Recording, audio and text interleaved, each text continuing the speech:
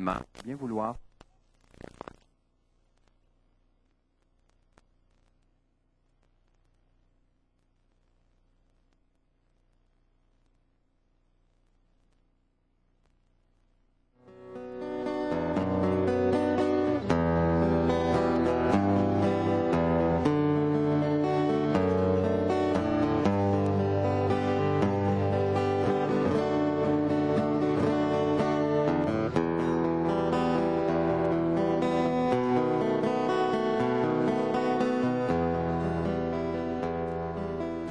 Ici Monique Pépin. Nous sommes présentement à Green Bay, chez les Frères du Sacré-Cœur, mais plus spécifiquement au Mont Sacré-Cœur, pour souligner un événement très très important qui va se dérouler aujourd'hui. Cet événement, c'est le lancement du 4e et dernier volume de la série Amour pour tous les miens Jésus. Des enseignements qui ont été dictés à la fille du oui à Jésus. Ces volumes contiennent des enseignements d'une extrême importance pour les temps que nous vivons. Alors, toutes les personnes qui sont présentement réunies vont pouvoir entendre et vivre cet événement, cette journée mémorable, avec tous ces enseignements que Jésus veut faire entrer dans le cœur de tous ses enfants. Et cet instrument choisi, que les gens ont connu pour quelques-uns, mais d'autres qui vont apprendre à connaître, à travers les écrits, à travers sa personne qui est ici aujourd'hui, eh bien, elle est tout près de moi, et j'ai le plaisir et le bonheur de vous la présenter. D'où vient ce beau nom de la fille du oui à Jésus? Ce nom m'a été donné par Jésus lui-même. Lorsque un jour on me demanda quel était pour être le nom du livre, ce que j'ai eu en premier, c'est mon nom à moi, la fille du oui à Jésus. Et j'ai accueilli ce nom parce qu'il me convenait. D'une part, je me sentais comme en arrière de Jésus. Je n'avais pas à me placer face à ce que les gens attendaient de moi. Je n'avais rien à apporter de moi-même. Alors par ce nom, je m'identifiais comme tous les enfants de Dieu. J'étais comme protégée en arrière de ce nom. Parce qu'on est tous des filles et des fils du oui. Et pourrais-tu dire le titre « Amour pour tous les miens Jésus ». Encore là, j'imagine que ça vient vraiment de Jésus. Oui, ce nom a été donné par Jésus. C'est la même journée que je l'ai reçu. Voilà. Qu'est-ce que ta famille, tes enfants, pensent de tout cela? Comment ont-ils réagi au tout début? C'était pas facile pour eux, j'imagine. C'était pas facile pour moi non plus. Alors, eux ont fallu qu'ils vivent cela comme moi je l'ai vécu, avec les grâces de Dieu. Personne peut vivre en découvrant que maman a été choisie pour être un instrument entre les mains de Dieu pour tous les frères et les sœurs du monde entier. Il a fallu qu'ils aient des grâces comme j'ai fallu. Il a fallu que moi aussi j'ai des grâces.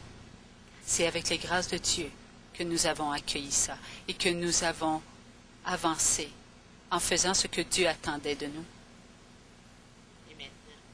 Et maintenant, qu'est-ce qu'ils en pensent? Aujourd'hui, ils disent, ben c'est maman. Ils sont comme pas habitués à vivre cela, mais ils acceptent cela. En ce qui concerne mes frères et mes sœurs, parce que nous sommes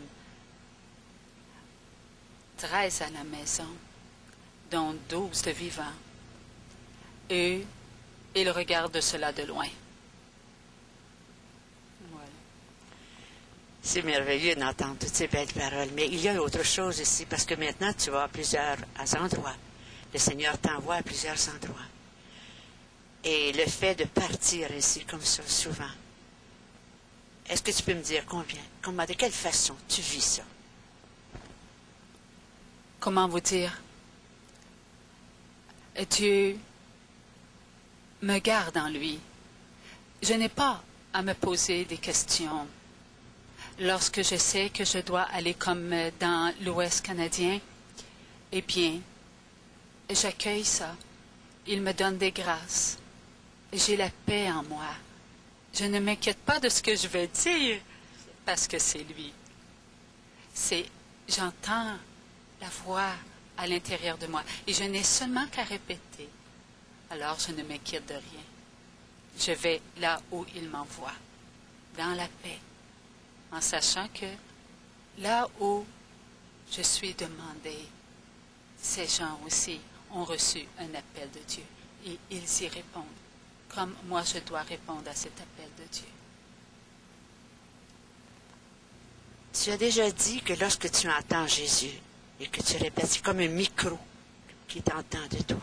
Est-ce que tu peux expliquer encore un peu plus pour les gens qui ne comprennent pas ce qui se passe en dedans de nous lorsqu'une personne entend des voix? Tu vois, Monique, en ce moment tu me parles, je t'entends. Je t'entends de l'extérieur. Lorsque Dieu parle, c'est à l'intérieur que je l'entends. Alors, comme je porte attention à toi vers l'extérieur, je porte attention vers mon intérieur. Parce que Dieu est en nous. Dieu nous parle en nous.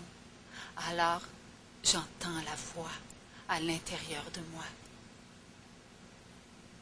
Mais c'est merveilleux. Est-ce qu'un jour, on va venir qu'à l'entendre tous, nous autres? Est-ce que Jésus va nous donner ce beau cadeau? Ou bien ça restera toujours quelque choisi comme ça? Dieu prépare les cœurs à renoncer à la volonté humaine pour se plonger dans la divine volonté. Nous allons goûter à son amour. Son amour, c'est de nous faire entrer en sa divine volonté. C'est d'être en nous, avec nous, et nous d'être en lui. Et lorsqu'on est en communication avec Dieu, dans la divine volonté, eh bien, Dieu aime se faire entendre. Et il aime aussi qu'on s'abandonne en nous afin qu'on puisse l'entendre. C'est vraiment merveilleux, mais je pense qu'il n'y a pas seulement Jésus qui te parle. Non. Selon la volonté de Dieu le Père, j'entends en moi Dieu le Père, Dieu le Saint-Esprit. J'entends aussi Marie. Est-ce qu'il y en a d'autres qui peuvent venir te parler? Ou bien si ça reste juste avec la Trinité et Maman Marie? Parce qu'à travers les volumes, on voit parfois qu'il y a des âmes qui peuvent venir te parler. Est-ce que tu peux nous expliquer un petit peu ceci? Comme je te disais tantôt, tout est de la volonté de Dieu le Père. Lorsqu'on s'abandonne dans la divine volonté, on vit en la divine volonté. Et la divine volonté nous fait découvrir que nous sommes tous en Jésus, en le corps mystique de Jésus.